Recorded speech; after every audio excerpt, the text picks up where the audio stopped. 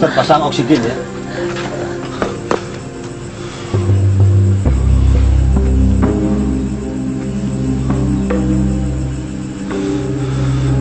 Santi, apa yang terjadi? Kenapa Tante Yuli? Kalau sampai terjadi sesuatu pada Tante Yuli, maka kamu akan merasa bersalah seumur hidup. Aku? Apa salahku? Begini cara kamu berterima kasih dengan orang yang ngasih kamu makan dan hidup enak selama ini. Apa maksudmu, ha?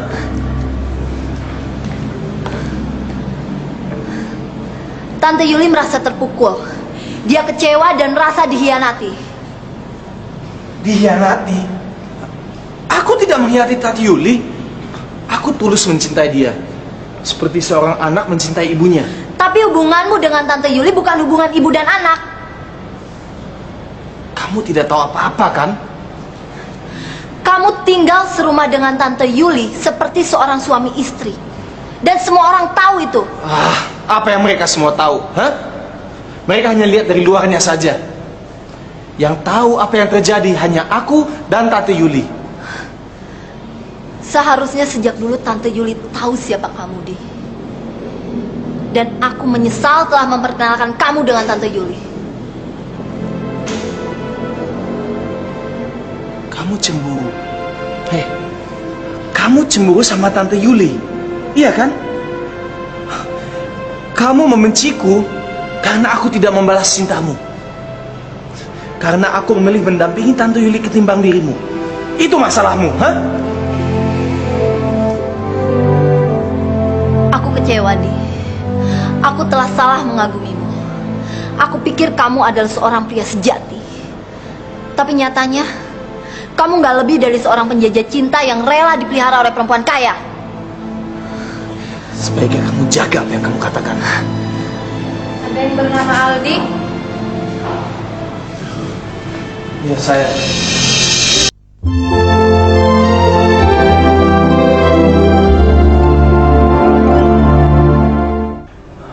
Tante,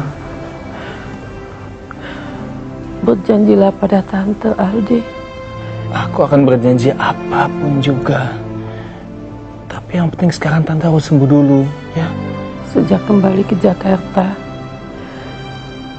firasatku bilang, Tante jangan bicara seperti itu. Kalau sampai terjadi apa-apa dengan Tante, akulah orang yang paling merasa bersalah. Karena itu Tante harus sembuh demi aku. justru Tante yang berterima kasih padamu.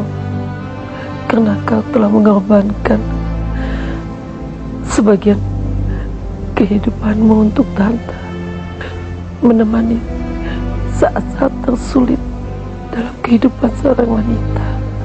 Bahkan kau pun ikut jadi korban omongan orang karena kau dikira piaraan Tante Gira. Mereka tidak tahu apa-apa, Tante. Kau benar, Aldi. Tante berterima kasih padamu karena kau telah bersedia menjaga rahasia Tante selama ini. Tante adalah korban kekejaman seorang suami. Tidak bisa disalahkan kalau Tante trauma lalu tidak ingin menikah lagi. Mereka tidak tahu semua itu. Mereka bahkan tidak tahu bahwa Tante punya penyakit. Mereka langsung mencap Tante sebagai wanita yang tidak baik. Aku cuma butuh seorang sahabat, teman untuk bermanja, yang memahami keadaanku, penyakitku. Orang itu adalah kau, Aldi.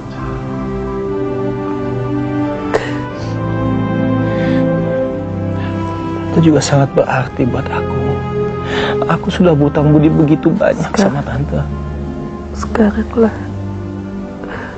saat Tante berbuat sesuatu untuk masa depanmu, untuk mengganti hari-harimu yang hilang bersama Tante. Kenapa harus selalu aku sih, Mas? Aku pikir Mas mengerti keinginan aku, tapi nyatanya enggak. Kita mempunyai keinginan yang sama, ingin membangun keluarga yang bahagia. Aku bekerja mencari nafkah, dan kamu mengurus anak-anak, Nick.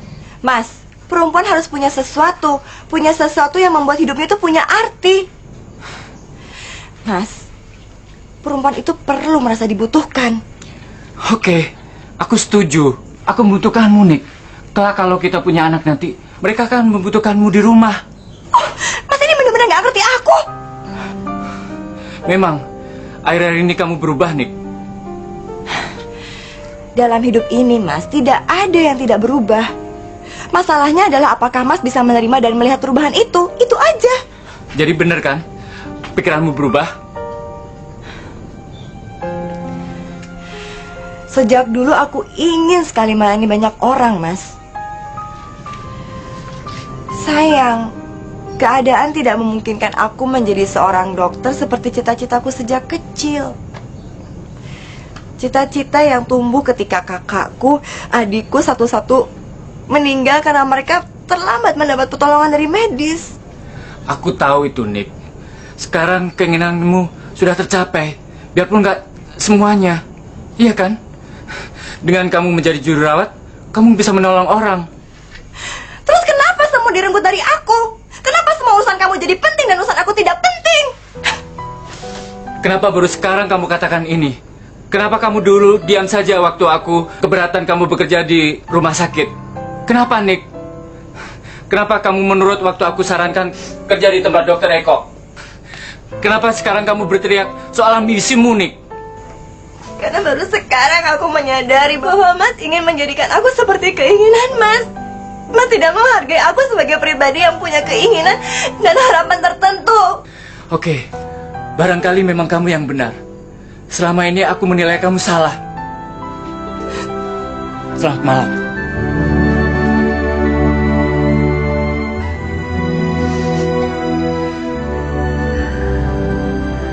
Suatu saat nanti kau akan menikah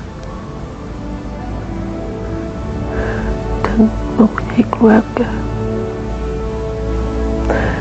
Tante hanya ingin kau mendapatkan gadis yang baik.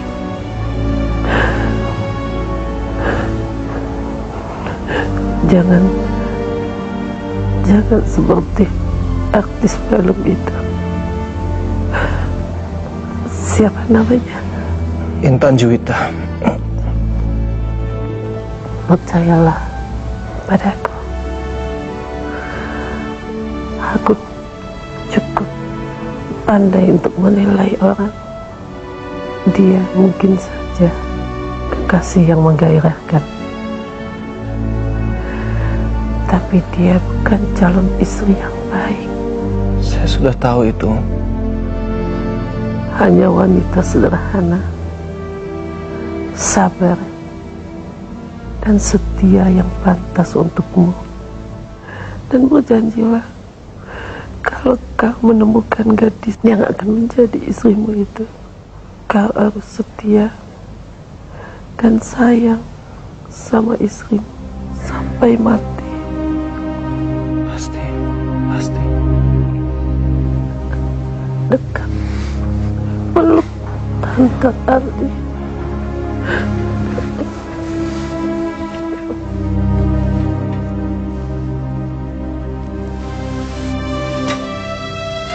Tante.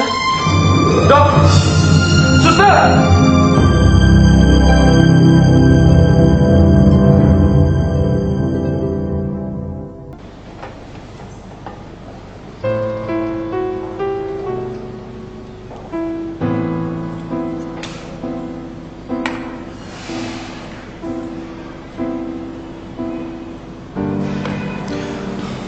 Aku tidak peduli apa yang dikatakan orang lain. Mereka tidak tahu apa-apa. Bagi aku, Tante Yuli adalah seorang bidadari, seorang malaikat. Satu-satunya orang yang aku kagumi.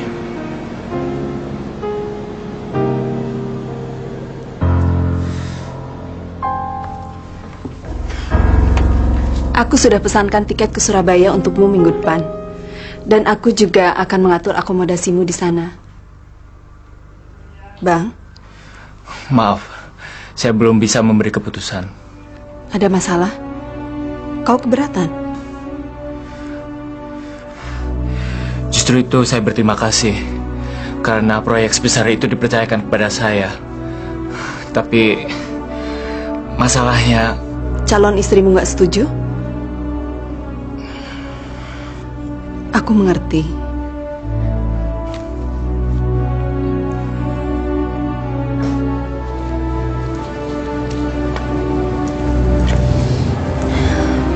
Di, ini Om Tumbelaka. Dia notaris yang mengurus surat wasiat Tante Yuli. Saya turut berduka cita. Saya kenal Yuli. Saya tahu persis penderitaannya. Dia perempuan yang kuat, meskipun banyak orang punya pikiran jelek terhadapnya. Syukurlah masih ada orang yang bisa menghargai Tante Yuli sebagai wanita yang baik. Sesudah pemakaman, Om akan mampir ke rumah. Dia ingin membacakan surat wasiat. Kenapa harus secepat ini, ha? Lain kali saja kita bicara masalah wasiatmu itu.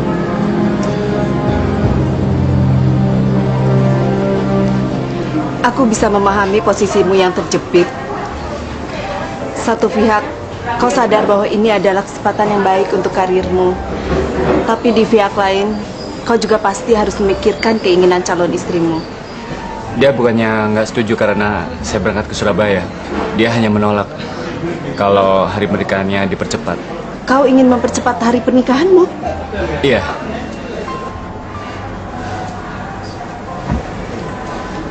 Saya juga minta dia untuk mengundurkan diri dari pekerjaannya. Dalam benak saya, setelah kawin nanti, dia kan bisa ikut saya dan menemani saya ke Surabaya. Saya nggak mau meninggalkan dia terlalu lama di Jakarta. Aku jarang melihat seorang pria yang begitu mementingkan wanita.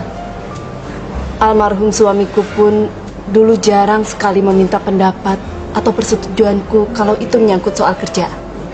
Niken kan nggak punya siapa-siapa di Jakarta. Dia bergantung pada saya. Jadi kalau saya berbulan-bulan pergi, kasihan kan saya tinggalin dia sendirian. Siapa yang mau menemani? Tapi dia menolak ikut sama kamu. Dia sih nggak mau tergesa-gesa. Karena kami sudah mempunyai rencana untuk membuat pesta yang agak besar di kampung halaman kami. Artinya kalau kita mempercepat pernikahan, kita nggak sempat membuat pesta yang agak besar. Jadi karena itulah dia menolak. Baiklah Bang, aku sebetulnya tidak mau terlalu jauh ikut campur dengan urusan pribadimu. Maaf, saya menolak tugas. Aku ngerti. Aku akan beri kamu waktu untuk berpikir dan membuat keputusan. Tapi kau juga harus mengerti, proyek ini tidak bisa terlalu lama menunggumu.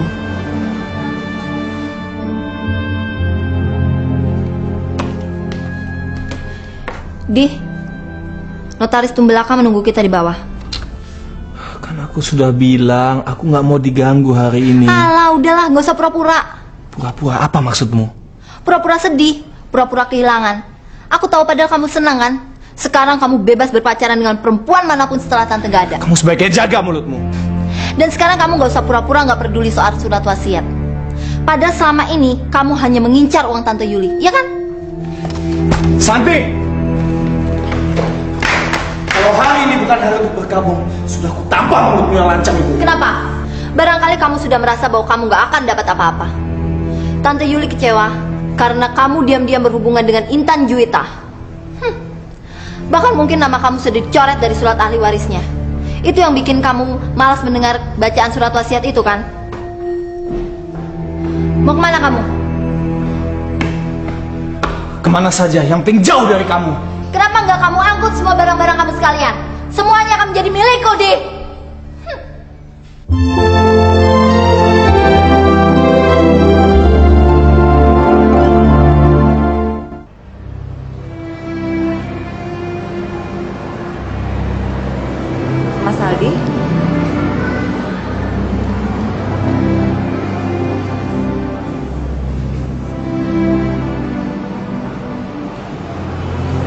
Aku sudah tidak punya siapa-siapa lagi.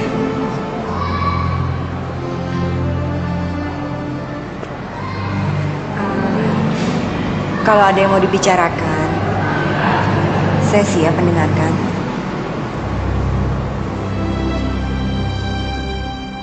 Gak mungkin. Gak mungkin. Gak mungkin. Sudah 2 kali Om ulangi, Santi. Pasal mengenai pembagian warisan. Gak mungkin Tante menghibahkan semuanya buat Aldi, Om. Tante membenci Aldi. Aldi mengkhianatinya. Gak mungkin Tante rela memberikan hartanya buat Aldi. Tenanglah, Santi. Kau juga mendapatkan bagian yang cukup untuk meneruskan pendidikan. Biaya pendidikan hanya itu yang Santi dapat, Om. Lalu bagaimana dengan rumah ini dan harta yang lainnya? Di saat-saat terakhirnya, Yuli sempat meminta saya melakukan perubahan. Dan inilah yang dia inginkan. Santi gak percaya, Om.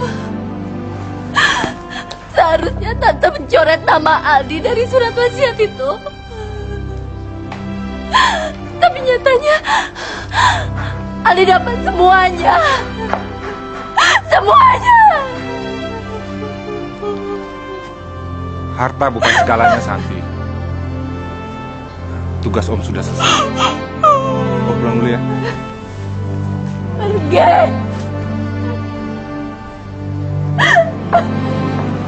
Kamu pasti sangat menyayangi dia. Wajar kalau kamu merasa kehilangan atas kepergian tante kamu. Dia pasti sangat istimewa buat kamu. Darinya aku belajar begitu banyak tentang kehidupan. Dia mengajarkan aku bagaimana melihat kecantikan lain yang tersembunyi di balik seorang wanita. Dan kecantikan itu aku temukan pada dirinya. Dan juga pada diri kamu. Saya? Iya. Kamu memiliki sesuatu yang membuat orang merasa betah lama-lama denganmu. Yang bisa membuat hati seseorang menjadi dingin dan sejuk. Saya nggak punya apa-apa. Saya cuma juru rawat. Datang dari desa ke kota untuk mencari penghasilan.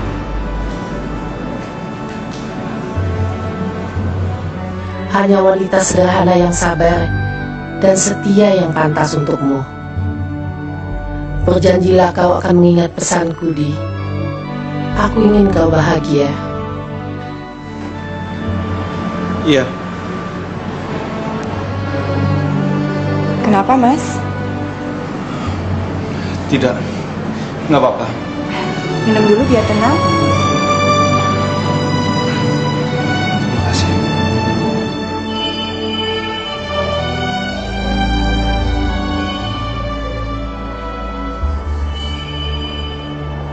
Mas Aldi, Dokter? ada apa Mas? Berkelahi lagi? Tante Yuli meninggal kok. Saya turut berduka cita ya Mas. Sebaiknya aku pulang dulu. Makasih buat semuanya. Kok, tolong jangan punya pikiran negatif melihat aku di sini bersama Niken. Aku hanya butuh teman bicara. Itu aja. Sama seperti Tante Yuli. Dia juga hanya butuh teman bicara. Dan itu yang dia dapatkan dariku.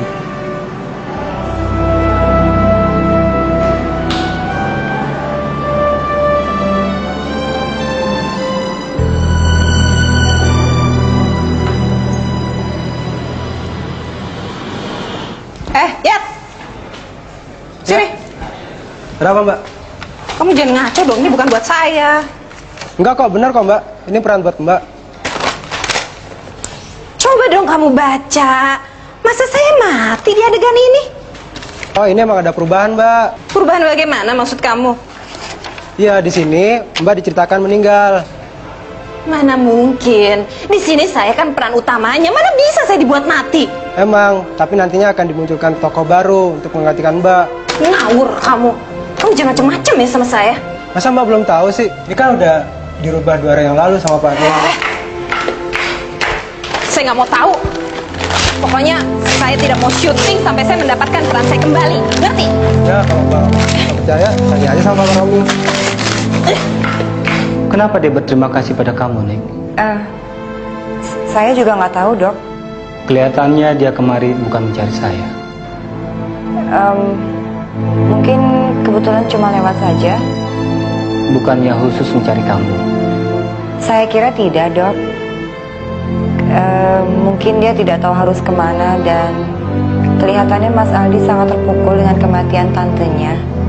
Tentu. Dia pasti merasa kehilangan perempuan itu. Karena perempuan itu adalah tonggak kehidupan bagi kakak saya. Oh, Dokter mengenal Tante Yuli juga? Saya pernah mengobatinya sekali. Seperti apa orangnya? Kelihatannya Mas Aldi sangat mengagumi dia. Mengagumi? Bang, saya mau minta penjelasan. Justru aku yang ingin meminta penjelasanmu. Aku dengar kau mengacaukan schedule syuting hari ini. Mereka yang mengacaukan semuanya kok. Emangnya kenapa? Masa peran saya diganti seenaknya? Saya yakin gak mungkin abang yang mau menggantinya. Abang kan mau saya supaya jadi peran utamanya kan? Iya kan? Mulanya memang begitu. Tapi di tengah jalan segala sesuatunya bisa berubah. Namanya juga dunia. Jadi memang abang yang merubahnya? Kau keberatan? Peran saya diganti. Ya. Hanya perubahan sedikit. Tokoh yang akan kau perankan digantikan oleh Rosalina. Cantik kan? Ini dia orangnya. Tokoh Dewi yang kau perankan akan dikisahkan mengalami kecelakaan. Orang-orang mengira bahwa dia meninggal, tapi nyatanya dia bisa lolos lalu kembali dengan wajah yang baru. Rosa yang akan menggantikannya. Tapi seharusnya abang bicarakan dulu dong dengan saya. Abang kan tahu saya sudah mati-matian berlatih untuk peran ini. Saya sudah mempersiapkan diri, Bang. Kok tiba-tiba abang copot seenaknya? Usahamu tidak membuahkan hasil yang berarti, Ita. Aku tidak melihat akting yang cemerlang darimu. Itu sebabnya kau kuganti dan jalan ceritanya kuubah sedikit. Tapi saya kan sudah berusaha, Bang. Abang harus memberikan saya kesempatan untuk membuktikan. Saya janji, saya akan berlatih lagi. Tapi tolong dong, jangan copot saya dari peran itu.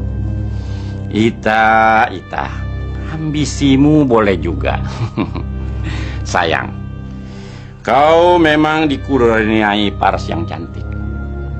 Tapi bakat akting nol besar. Modalmu di depan kamera cuman tubuh dan kecantikan cuman ini. Abang, tidak ada lain.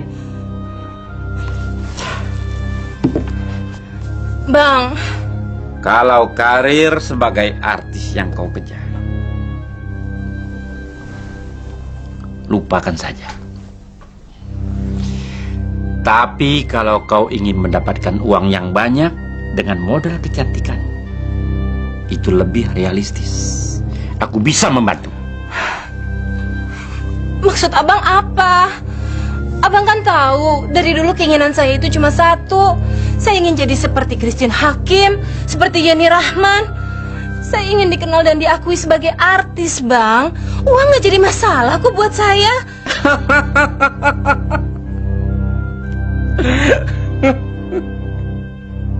Sebagai sutradara, menurutku,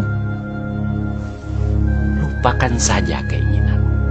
Tidak mungkin kau raih.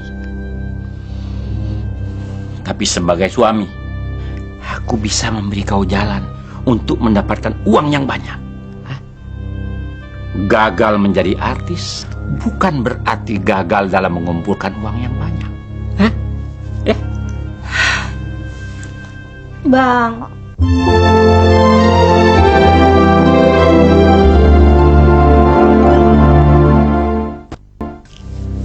dulu abang ngomongnya lain. Dulu abang bilang saya potensial, punya bakat besar. Tapi sekarang Berubah. Sekarang semua penilaianku berubah. Cinta bisa menjadi benci, kesetiaan bisa menjadi penyelewengan. Iya kan? Pak, Mbak Rosa sudah datang, Pak.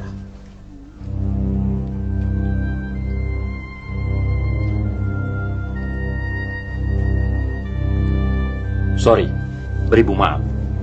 Aku ada janji dengan bintang baru.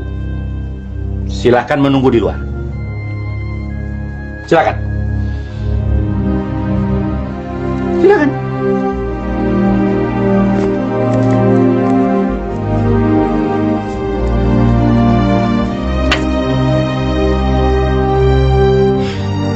Saya duluan. Silakan.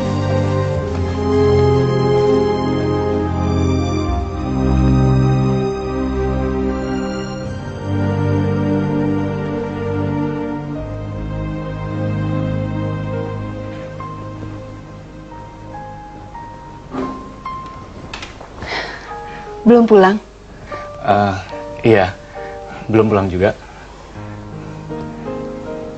Masih ada yang harus aku kerjakan. Kalau kau bisa membantuku, aku akan senang sekali. Gimana ya? Ada janji?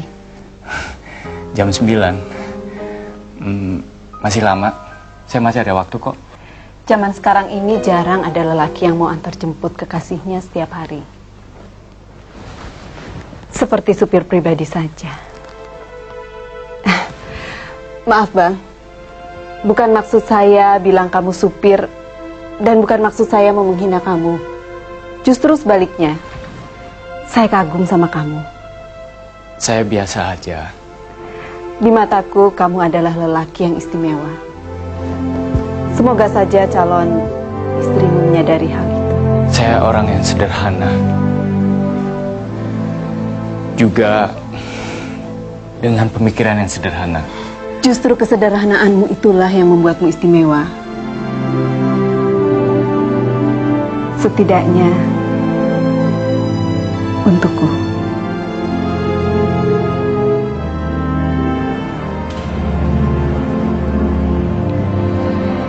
Bulan depan saya akan mulai mengambil spesialisasi psikiatri nih. Jadi jam praktek akan saya mulai kurangi. Dan kamu mempunyai waktu yang lebih banyak kan untuk tunangan kamu? Mas Bambang justru nggak punya waktu buat saya, Dok. Dia sedang sibuk-sibuknya bekerja. Sebagai pegawai baru kan memang dia harus kerja keras. Dan kamu harus mendukungnya. Lagi pula kan itu untuk masa depan kalian berdua juga. Iya, seharusnya begitu. Ngomong-ngomong, saya masih penasaran tentang kedatangan kakak saya tadi pagi. Apa yang dia katakan pada kamu nih? Oh, Mas Aldi cuma membutuhkan seseorang untuk melampiaskan kesedihannya. Butuh seseorang. Setahu saya selama ini kakak saya tidak pernah butuh orang lain. Dia terlalu yakin pada dirinya sendiri. Bahkan dia merasa bahwa orang lain justru yang membutuhkan dia. Sejak ayahmu pergi meninggalkan kita, keadaan kita memang sangat sulit. Dan itu sangat dirasakan oleh kakakmu. Untuk itu, dia memutuskan untuk berhenti sekolah. Bu, Mas Aldi itu berhenti sekolah karena dia ingin bebas, Bu. Dia ingin bebas dan ingin lepas dari tanggung jawab, Bu. Dia itu malas, Bu. Dia lebih suka keluyuran dibandingkan... Jangan bicara begitu pada kakakmu, itu tidak baik. Maaf, Bu. Jangan lupa, kakakmu yang selalu menjagamu. Sejak keadaan ibu seperti ini, ibu tidak sanggup lagi untuk merawat kamu. Sejak dulu semuanya mengagumi kakak saya. Aldi, semuanya Aldi. Bahkan saya merasa berutang budi pada dia. Iya. Siapa yang mengira kalau ternyata Mas Aldi itu adalah seseorang yang merasa sendirian? Kalau itu saya sanksi. Saya tidak percaya kalau kakak saya pernah merasa kesepian. Dia hanya tinggal angkat telepon untuk mendapatkan teman, nih. mata saya dia itu seorang playboy. Dan yang paling saya tidak suka dari sifatnya, dia suka memanfaatkan perempuan, mempermainkan mereka, dan kemudian meninggalkan mereka setelah tidak diperlukan lagi.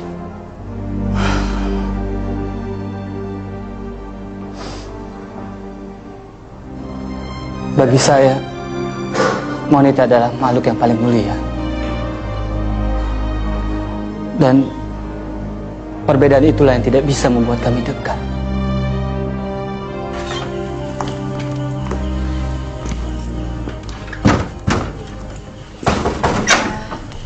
Mas Aldi? Kalau aku menjemput kamu di tempat praktek, ada 2 orang yang pasti marah denganku. Kemungkinan besar adikku, dan yang sudah pasti tunangan kamu kalau dia sampai menjemput kamu. Makanya aku pilih untuk datang kemari saja dan menunggu kamu di luar di mobil. Mas Bambang masih lembur. Artinya Tuhan mendengarkan doaku. Semoga permintaanku yang kedua juga dikabulkan olehnya. Permintaan apa? Supaya kamu mau menemani aku makan malam. Aku lapar sekali dari tadi nungguin kamu.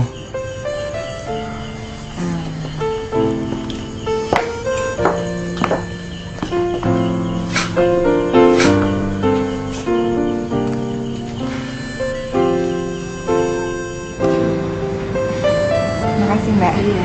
Terima kasih. Silakan. Ini kan banyak orang yang hanya melihat aku dari luarnya saja. Tapi mereka nggak tahu apa yang aku rasakan di dalam. Sama seperti adikku juga. Menurut dia, aku begitu hebat dan beruntung. Tapi kamu mau tahu yang sebenarnya? Sebetulnya aku iri sama dia. Aku iri sama kehidupan dia yang begitu teratur, begitu mantap. Nggak kayak hidupku yang selalu penuh dengan gejolak. Tapi kamu senang kan dengan gejolak-gejolak itu? Karena kamu suka petualangan kan? Buat kamu sepertinya hidup ini adalah eksperimen. Ini pasti Eko lagi kan yang cerita? Enggak juga. Dan aku akan buktikan kepadamu bahwa apa yang dikatakan Eko tentang diriku lebih banyak salahnya daripada benarnya.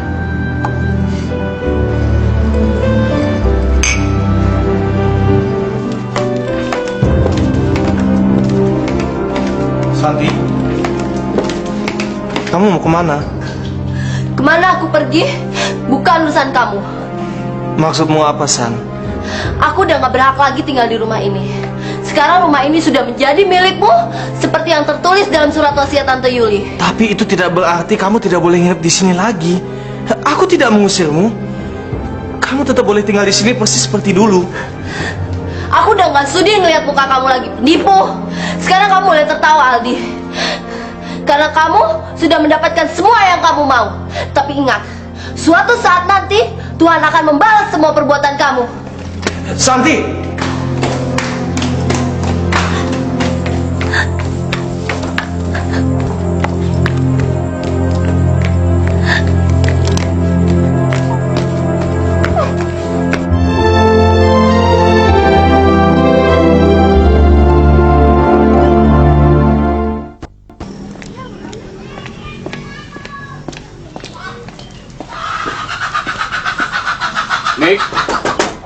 Niken, Intan, ganti pakaian, ikut aku makan malam bersama Pak Robi. Pak Robi? Ya, Pak Robi dari Surabaya. Robi Sutanto maksud abang? Ya Robi mana lagi kalau bukan Robi Sutanto?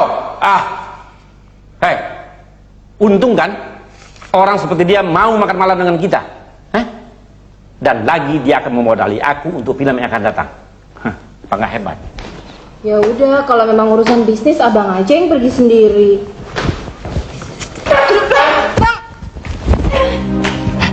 Bang, saya masih harus mempelajari skenario, Bang, untuk syuting besok, Bang. Ganti pakaian dan ikut aku. Jangan membantah. Mengerti? Ya. Ayo.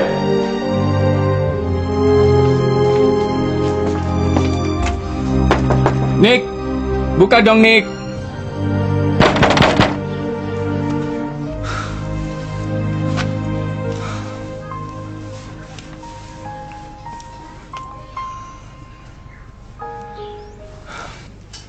Intan, Robi. Ya biasa. Namanya wanita, Pak. Kalau dandan berjam-jam, beda sama kita. Paling bisa. Tapi hasilnya memuaskan kan? Ya, itulah dia, Pak. Intan Juwita. Saya selalu menyempatkan diri untuk menonton film-film.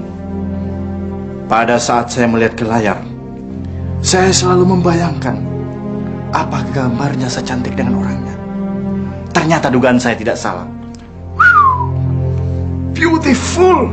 Tepat. Sekaranglah waktu yang tepat untuk lebih dekat dengan Intan Juwita. Dia bukan sembarang artis. Dia artis yang bakal melejit di masa depan. Saya tinggal dulu, Pak Robi. Ya, Intan. Bang? Jangan takut, sayang. Kau kan sudah biasa dengan laki-laki depan kamera. Di sini tidak ada seorang pun kecuali kita berdua. Ada apa nih? Hah? Maaf, sebaiknya kita ngobrol sambil duduk aja. Alah, jangan jual mahal, manis. Saya sudah setuju untuk membiayai filmmu yang akan datang. Apalagi yang kau inginkan? Hah? Ayo, ngomong. Maksud Bapak apa? Sesuai perjanjian saya dengan Roni, saya akan membiayai seluruh produksi filmnya. Asalkan saya bisa semalam bersama artis pujaan saya, Intan Juwita. Mari sayang.